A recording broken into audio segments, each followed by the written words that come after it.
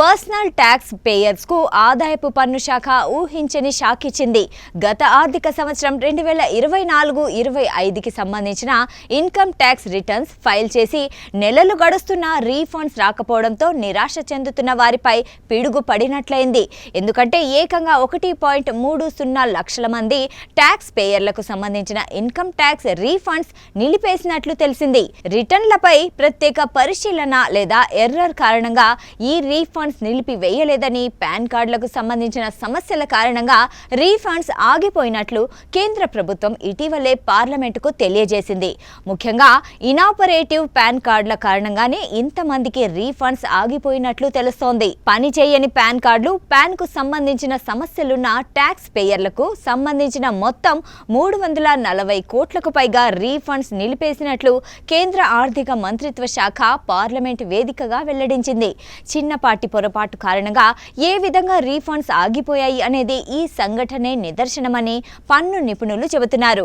లోక్సభలో రాతపూర్వకంగా సమాధానం అందించింది. అంతరాయం లేని ట్యాక్స్ ప్రాసెస్ కోసం పాన్ ఆధార్ లింకింగ్ ఎంత ముఖ్యమో తెలియజేసింది. ఇనాపరేటివ్ పాన్ కార్డులకు సంబంధించిన కేసుల్లో 1,30,638 మంది ట్యాక్స్ పేయర్లకు సంబంధించిన 340.30 కోట్ల రీఫండ్లు పెండింగ్ లో ఉన్నాయని కేంద్ర మంత్రి తెలిపారు. వ్యక్తిగత పన్ను చెల్లింపుదారులు ఆధార్ పాన్ లింక్ చేయడం అనేది తప్పనిసరి అని ప్రభుత్వం స్పష్టం చేసింది. 2026 జనవరి 1 నాటికి మొత్తం 9,25,50,668 పాన్ కార్డులు ఇనాపరేటివ్ గా ఉన్నాయని తెలిపింది.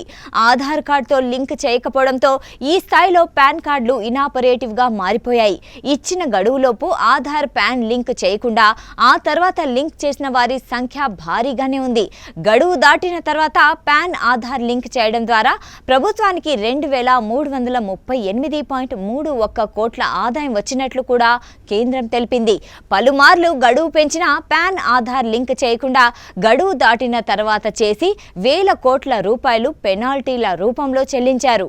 సాక్షి టీవీ ప్రసారాలను నిలిపివేయటం చట్టరీత్యా నేరం.